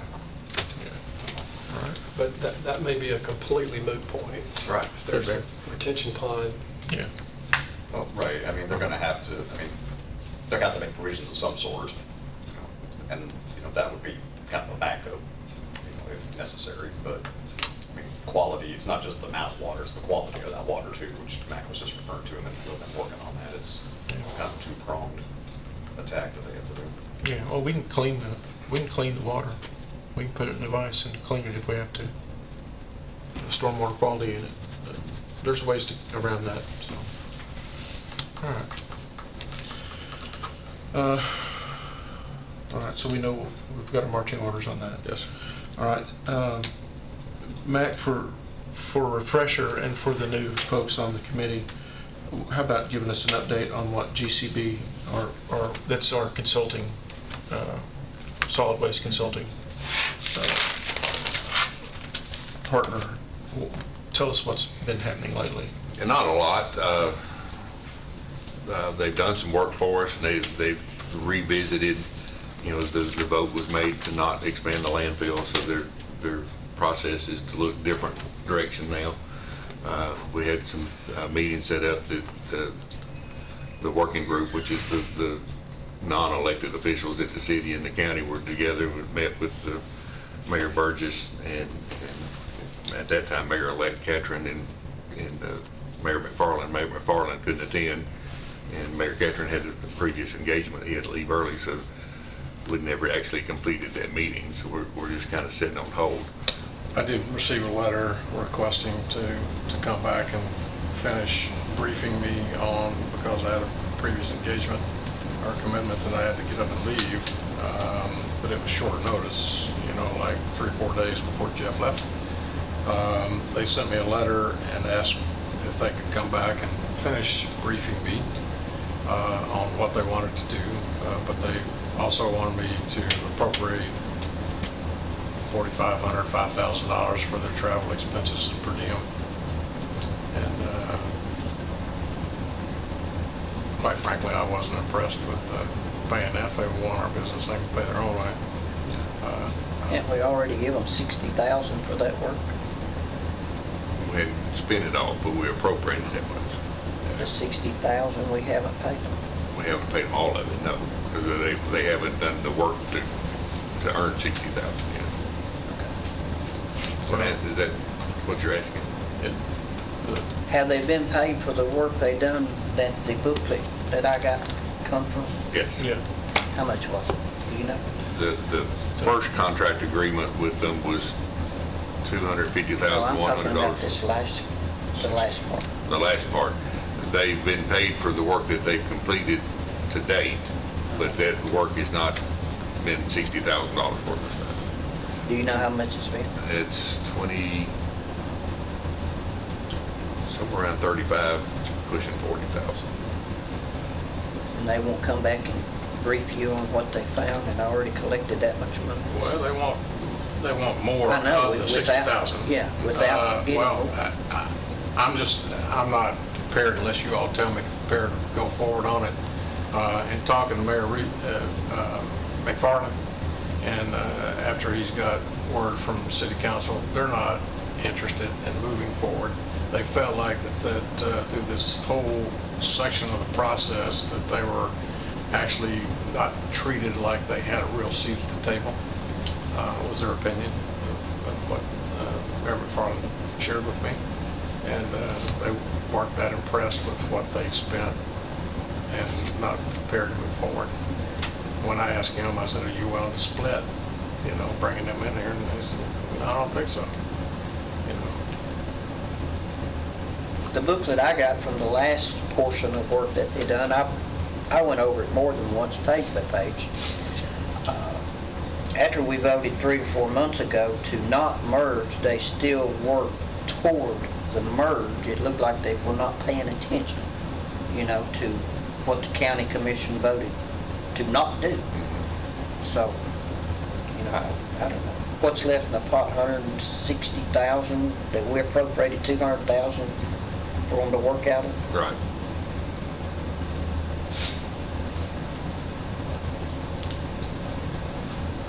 And I'd have to look to get that exact number, but I get the invoices and send them in to get them paid, but Well, somewhere 60,000 popped in my head from the previous job, if they had finished their work maybe. right, And there's gonna be 140,000 left in the pot to divvy out of from their own. right. of which about 40's been spent. Somewhere in that So there's a neighborhood. $100,000. About 140 left. Balance, No, maybe. Maybe a little more. But my thoughts on this, until we sit down as a commission and choose a direction we're going in, we need to freeze that 140 or 50,000, whatever it is, until we make some decisions we've got to make. You know, we've already lost 90 to 120 days since we voted that down and gained no ground whatsoever. I had a meeting this past week with Republic, some of their corporate players out of Phoenix, their attorney, Mr. Murphy, maybe 8 or 10 of their head people, and I asked to meet at the landfill because I thought well, there was 1 or 2 that hadn't seen the landfill that was going to be at that meeting, and that was a good opportunity. It was a very nice meeting, a very professional meeting. They were very nice to me, showed me everything they were doing, carried me on a truck tour all over the landfill. But before we went on our truck tour, of course, they asked me to work with them, and I had to stand there and tell them in their office, no. I had to stand and represent the 2nd District and the people in it. I let them know I led the battle to defeat it the first time, and I'll be on the front line to defeat it the second time. And, you know, wasn't what they wanted to hear. It wasn't what I went down there for to hear, really, you know. But they were nice about it. Very well. Had lunch offered. Of course, I didn't eat. But very nice. You can see on the tour that where they drove me all over. Didn't leave out anything. You can see why they want to stay. They've got millions and millions and millions of dollars invested in that spot. And unless we bow down and let them have our landfill, they've got to move. They've got to move. So, you know, we've got the cards right here. We can't afford to merge that landfill at no cost. At no cost. It doesn't matter what it's going to cost us, Mayor. You can't put a price on Walter Hill in the north end of the county. You can't do it. We've got money sitting in our landfill that could be mined away. And we'd have 288 acres left there that we could use for something else if that garbage was off of it. And our liability for that garbage, if it was moved off, would cease. They're going to be a major player for the mining of whatever's on there for their cover soil. I believe I've heard you made the comments, 220,000 tandem loads of soil to cap their landfill. 220 is 2.3 million cubic yards of dirt. That's 220,000, what they told me, in truckloads. If you put a pencil to it, you'll see that comes to 368 acres of soil at a 6-foot rate, given from 2 to 10-foot variance. It's in that county landfill. Yeah. Well, and that was the purpose of getting commissioners to go to Sevierville, to look at the opportunity of putting in the waste stream, to turn it into dirt. 65% of their waste stream in Sevierville comes out as dirt, and the rest is recycling. 1% goes into their Class A landfill. And the possibility of going ahead and mining out what is in our current landfill and composting that as well. See, if you based it on $50 a load, which it'll cost them more than that to truck soil in here, plus the cost of the soil, that's $11 million sitting in that landfill. Oh, sure. And there's not that kind of dirt that they would need in this county. They will have to go to Coffee County, Warren County, wherever they can get and buy multiple farms to mine that kind of dirt, and it will take them years to cap that. Let's say fast forward 6 years, 10 years, whatever they say they have left, it moves all over the board every time I talk to them. Oh, yeah. You know, but you fast forward on that and say the landfill is done today, and they got to start putting that cap on. They've been squirreling money away, knowing that that's going to happen. They got to cap it. Well, they preached to me they were starting their last sale, which is right against county landfill property. Okay, they still got the property where their shop sits and all the front. I questioned them in the meeting. I said, how close to the highway can you come with garbage? One of the other gentlemen there said 200 foot. Well, it's a long ways from that now. I also questioned them. I said, is it not customary in your landfill operations when you come close to capacity, you'll tear down your shop and move it off-site so you can put garbage on that spot because it's in the footprint of your landfill. You're correct. I said, so that's not your last sale that you keep telling me on this board, that's your last sale. They never answered me. But it was obvious it's not. It's not at all. Something else I've thought about, of course y'all probably don't want to hear me ramble on, but ever since we voted on that non-merger, the rate of trucks going into that landfill has increased considerably. Now, the rate of money that we are getting per year, is that based per tonnage or is it a flat amount of money? Would it not fluctuate with the rate of trucks increasing going into that landfill, or is it just a flat fee? It's $1.20 per ton. Per ton. For every ton coming outside of Rutherford County. Have we ever So- audited those numbers? No, we haven't, as far as I know. Not that I know of. So, you know, it's, of course, you've heard my opinion before. We need to stand on our own 2 feet in the garbage business. Leave Nashville out of it, Mac. Okay. We've got enough to do to take care of our own and see if we can't support our own community and county and take care of their trash and their trash alone. You know, it's not worth it. We've played host to 17 other counties plus some. You know, while I was there was tankers coming in and out. Of course, some of them's hauling leachate out, some of them's hauling other stuff in. God knows what's in it. But I'm a firm believer that we need to leave them alone, let them run the course. Just tell them about it. Okay.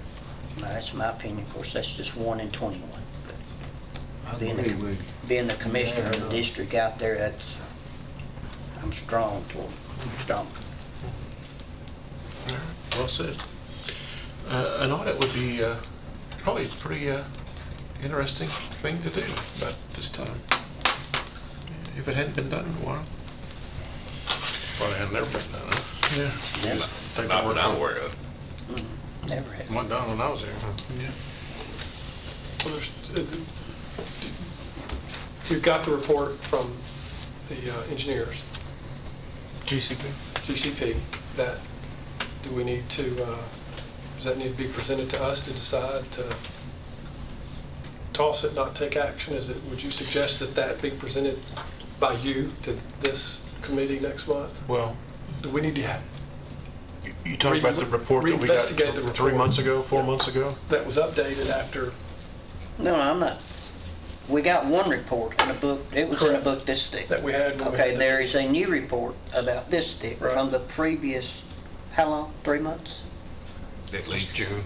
Since June, that they put out for that. It's 2 separate reports. Correct. We need to look at that second one. Yeah. We all spent a lot of time in the first one. Right. And we've just heard that they really haven't advanced a new option. What is the gist of the second report? No conclusion to it, was it? No, there's not. Okay. 35,000. Was it just to go over those 5 or 6 options It's again? just more of the same, more Okay. of the same. All right. It's- And it should have some updated numbers to it, though. Yeah, it could have done that. Okay. Well, I'll be happy to get copies to all the members as well, because Republic, Dan Jernigan, I believe is his name, from Phoenix, that many of you talked to or met with from Phoenix. They hired a outside consulting firm to look and evaluate the proposal that was given to the county commission, and it basically rips it apart from this new one. I'll get you a copy of that if you'd like to look at that. So what we paid for of $250,000 plus another $40,000, now Republic is saying it wasn't worth the paper it was written on. And another thing to keep in mind is when that closes, what Republic is saying, that the 3 landfills that are close enough to us would be Lewisburg, Birdsong Road at Tennessee River, or Clarksville. And so that's another issue when this landfill closes. Unless we're taking care of our own on our own landfill, what we're going to have to, the citizens of this county will have to pay to have garbage collection and taken and shipped out. The county will have to pay for it, the citizens will have to pay for it.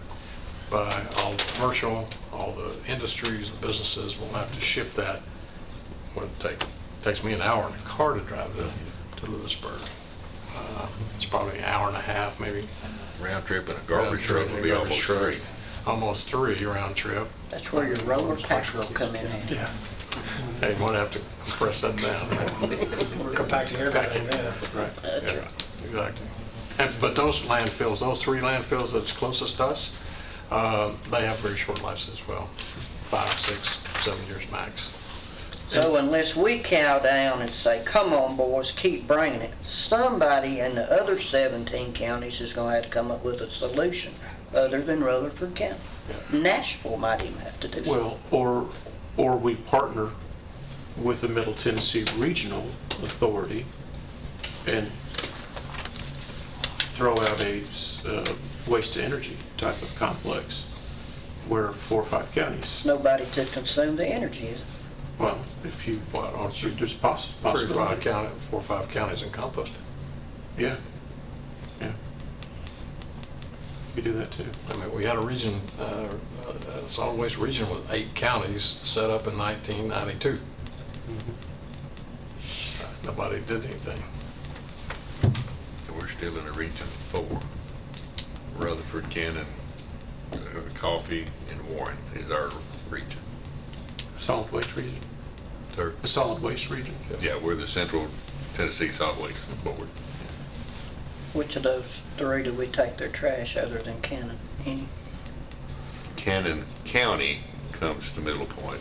City of Woodbury goes to the transfer station in Morrison. That's Coffee right. County Yeah. goes to transfer station that goes to Decatur. And I think Warren County's goes to Decatur as well. Yeah.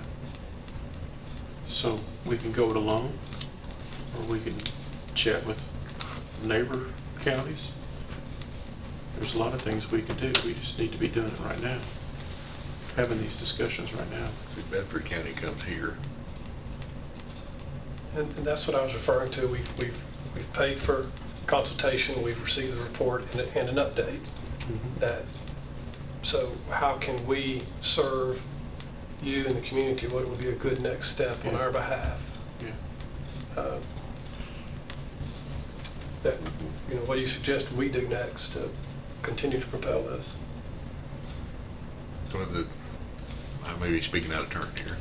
You know, when we started this process, we had the SWAC committee, and it was all the 5 governments combined. We need to decide if that's the path we want to take, or if we want to truly go it alone. And then if either way we go, what's that group of people or persons that are going to listen to the information and go visit things and all that stuff to try to make the right decisions. Did you ever send out your letter to them to see if they wanted to play ball or not? Which letter To is that? Eagle, Smyrna, Laverne, all the others that we have to tend to if they don't? Never did do that. Well, I talked to the mayors, and unfortunately, the mayor from Laverne, and we don't know who the mayor's going to be next month, but they're interested. Travis Brown is interested, and I don't know if he'll be the next mayor, but we had representation from Smyrna. That's why they attended and went on that trip. And also, the city of Murfreesboro was interested. So I think that we have the entities that are interested in looking at that. So bottom line is, ladies and gentlemen, all we have is continue to dump. You can look at what Lebanon's done, you can look what Huntsville's done, you can go to plasma gasification. I think that's a very, very expensive way to do that. Or you can look at what we went up and looked at in Sevierville. I think that's the cheapest way to go. So the SWAC committee commissioned a report was done, that Murfreesboro said what North paper is written on. We're not getting a lot of traction from it, but SWAC still exists, correct? Technically, I guess so. And there was talk about what's the term, a waste authority. That was Right. that was part of the Solid report. Waste Authority. That was one of the CBG's Okay, recommendations. gotcha. Okay. Well, if we're going to continue the existing solid waste authority, let's do something with it. Because we had one in '92. There was $1, the legislature passed $1 for all the regions across. There were 7 or 8 counties in all the regions. The state was divided up in 7 or 8 regions, okay?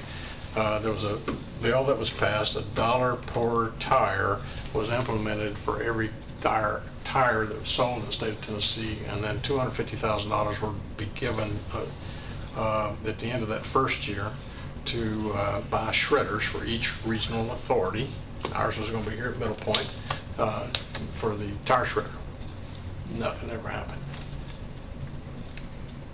Yeah, what that eventually, Miss Allen appointed George Eccles, Dr. George Eccles, and he became the chairman of all those counties. I think White County, several other counties. I know Warren County was in that county. But our options are limited as far as the direction, but we need to get some kind of idea, pull everybody back together, the city mayors, leaders, what direction are we going to go? Yeah. We made a first good attempt. If you don't like, turn it into dirt and go look at plasma gasification. Who are you going to sell the power to? You know?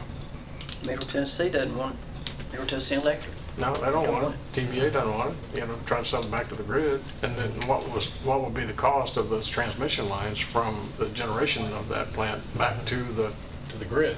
Right. You know. well, then we're going to Waste Away later on this month. Their process is to take the similar type garbage that would go through the Sevier County process, and it creates a fuel source. You can either have a fluff or a pellet, and then the pellet can be used as if it were coal.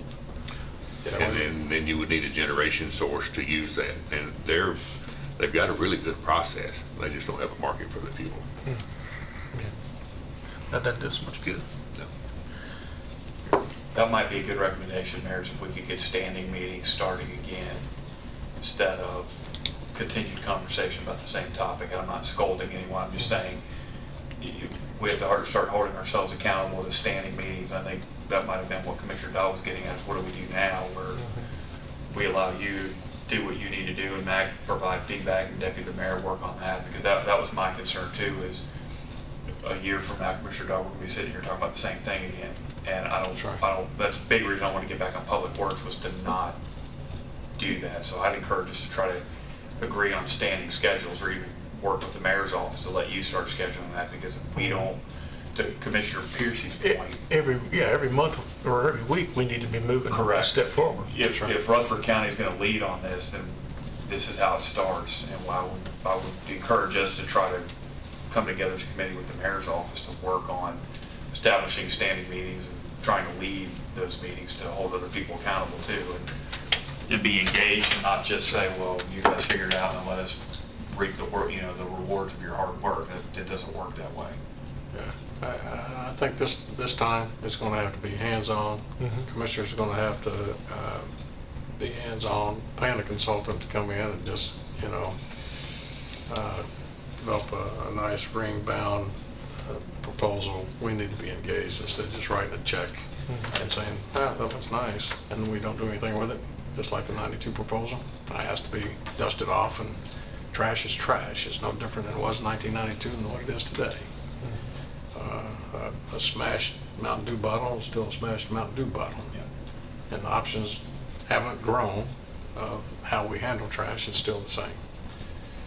We paid $300,000 for the consultant back in 1992, I believe, didn't we? And got nothing. Now another $250 for this one, and another $40,000 on top of this. So close to $700,000 we pay for consultants with nothing to show for it. If I could, I'd like to ask Mr. Turner, what you referred to standing meetings. Can you explain that to me? Yeah, it was more around what the mayor was just talking about with MAC too, was if we've already got committees that are dedicated to solid waste and conversation around that, why are they not meeting consistently to keep pushing this forward? Because Public Works meets every month. Why would we not expect those individuals and entities that they represent to be just as engaged as we are every month? So I don't want to speak out of turn on the entire body, Commissioner, of what that looks like, but Solid Waste Authority would be one for sure. The Public Works Committee is already meeting. and even having them here for, conversations, or at least encouraging them to watch the videos from these meetings so they know what we're talking about. The mayor doesn't have to run back to them, and Mac has to say, well, I think they said this, but Mayor Ketchner says, well, no, they actually said that, everybody's on the same page. And I think if there's standing meetings there, it holds them accountable, and there's better engagement there than a $250,000 binder.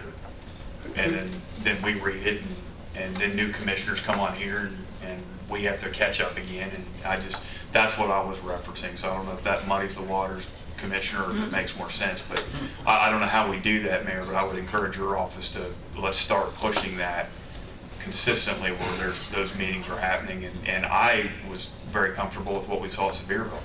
If there's a next step there where we need to bring him over here again, where he says, how does that look like with what Mac's doing right now? Or how does he envision it, given that he was a smaller, have those conversations where, because respectfully to Commissioner Pierce, he's going to hear about this more than I am.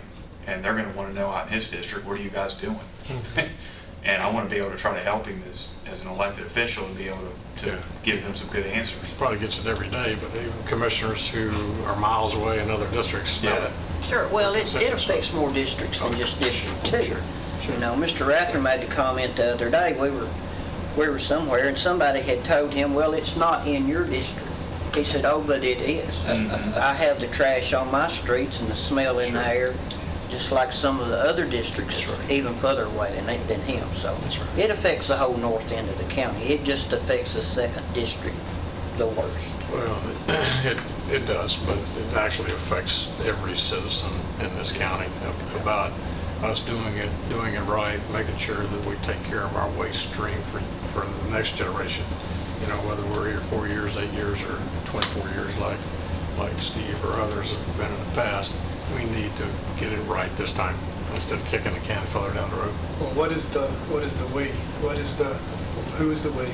Let's leave here tonight with some action of, if there's, let's not reinvent a wheel that's already out there. I'll be happy to reach out to all the mayors again, and we'll start that conversation. Are you in? Are you with us? We're going to start moving forward. Rutherford County by ourselves. We'll start formulating some type of, and I'll be in touch constantly with the chairman on this committee.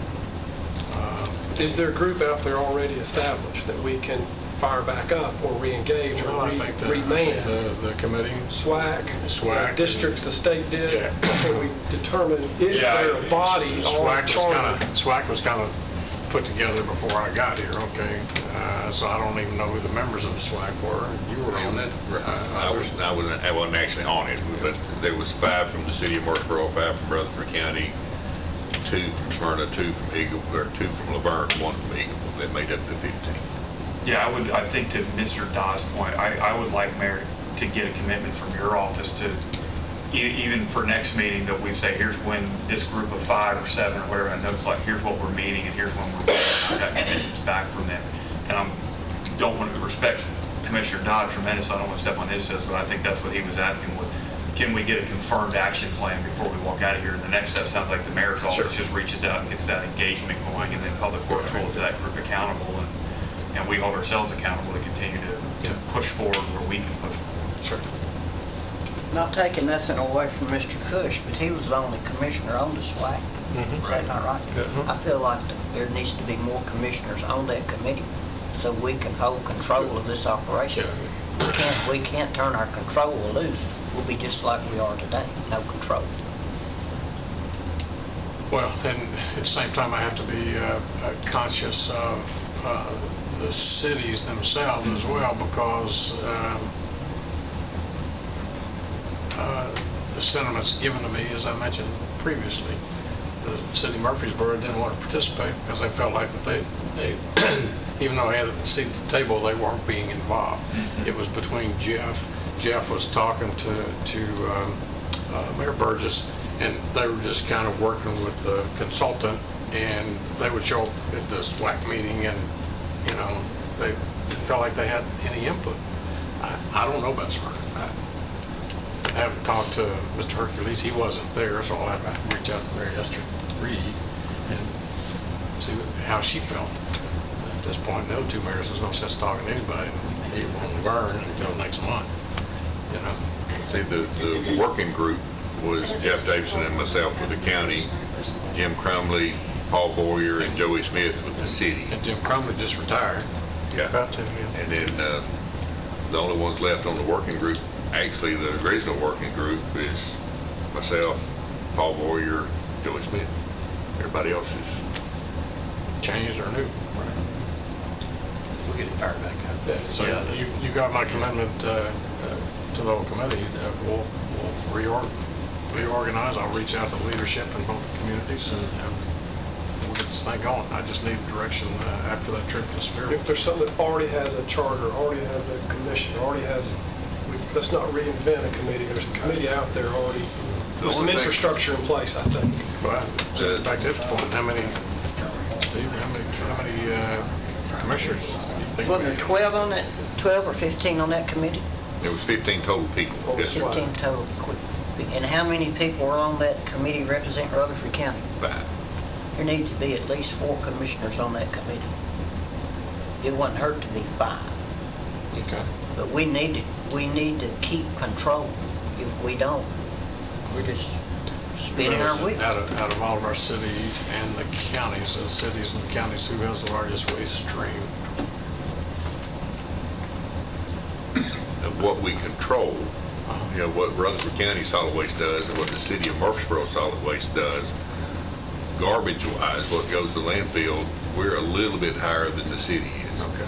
Now, when you pull in their mulch, they're tree debris, and they're a lot higher than us, but that's not landfill No, stuff. it's not landfill stuff. But we're roughly 42,000 tons last year, and they was roughly 38. I mean, we're kind of close, but we're more. What about Smyrna, Laverne? Where do they fit in those numbers? If they bring it into one of our recycling centers, then we take care of it. But if they want to have curbside collection, they hire their own private contractor. Smyrna, Laverne, or Eagleville does curbside collection on their own. And that goes to Republic, right? Republic. Yeah. What'd you say our tonnage was? You mentioned by day, what was the amount you just mentioned? A little over 80,000 tons a year. But roughly, the breakdown would be roughly 42,000 for us, 38,000 for them. I think last year ours was a little bit higher than that. That number I just gave you is the 2-year-old. But our total tonnage, Mike, is what, 300, about 300 a day? The tonnage that we would send to Sevier County, if it were here, is Joey runs 4 days a week, and he's roughly 200 ton per day average. We run 7 days a week, but if you break that into a 5-day work week, we're 106 ton average, and that's our compactor in the centers, 106 not the open top stuff. over per day? Per day. Per day.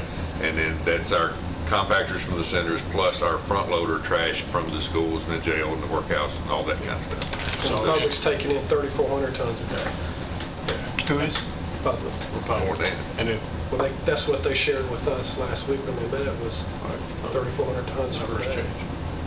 But Is that in comparison to significantly greater? Sperrville, they're doing about 310 tons a day, right? And one day. All That may have Sevier been their County. average across, that may have been their average, I'm sorry, that was an average in the regions. Now, of course, y'all have the decision. I can ask you questions and hopefully try to answer some if you ask me, but the SWAC committee with 15 members was really hard to schedule a meeting and have everybody there. My personal opinion, that's too many people. Yeah, I would agree. Less than 10 is a manageable number. Because that'll be a daytime meeting, more than likely. Because those employees are coming from the other cities. They won't want to come to meetings at night. Right. That'll be difficult on many of our commissioners who are not employed, who have other employment. I would, Mr. Chairman, if I could, I'd still like to make a motion that we empower the mayor to move forward with having, Yeah, re-engaging the re-engage. necessary people. Right. And that we also encourage him to look at next steps around what Sevierville looks like and the next steps around a facility that I think collectively we've agreed on. The Right. energy stuff's not something we're going to move forward. But Yeah. I'd like to put that in the form of a motion from the committee. I second. All right, all in favor? Aye. Okay, yeah. Action plans, visitation, I think the big plus is we need to find out where people are having success and go visit those sites. I mean, you can't get anything out of a report, that's just paper. Let's go see it, smell it, touch it, feel it. It's like Fairwell. Yeah, I think it makes a big difference. Yeah. I mean, I want to see a place that's grinding up construction debris. That's what I can't get over. Why are we not grinding that up? So I want to go see a place with my own eyes that's having success with that. Using it for mulch, fuel, whatever, doing something with it besides putting it in a landfill. If you couple that with what we saw in Sevierville, then you got a combination. Yeah. That makes sense. So, There was a company, when I first started here, Tennessee Waste, and they took construction demolition stuff and ground it up, and we actually had it trucked in and used it for alternative cover. And then it got bought out by a larger company, and then it just got disbanded. yeah. So, it's out there somewhere. We just got to find it and ask people what they're doing. So, the standing committee can ask those kind of questions and go visit. You're right. This committee once a month, we don't meet fast enough Right. to do Right. that. We got to be quick. Quick. And see, we're also, or I am, Joey Smith and I are meeting with the Greater Nashville region, which Becky Caldwell was here, you remember her? She was very And then at least twice a year, we're meeting with what they call the top 5, the largest counties and cities in Tennessee, which were the smallest of those 5. Yeah. Have you met Becky? What was that Yeah, group called? I'm getting ready to go on to the Top five. GRC. No, you're, Becky was with, She's a good Greater Nashville. resource. Greater Nashville region, regional council is who she's with. Yeah. 13 mayors make up that council. I'll be taking Mayor Burgess's position on that. They meet once a month. So I'll be going once a month and meeting with those mayors. Mike Skipper is the director for that organization. All right. Have we had enough of that discussion for one evening? Or any other business we need to chat about? Mayor, do you have any other business? All right. If nothing else, we'll see you next month. Meeting adjourned. Thank you. Good meeting, Chairman. Thank you.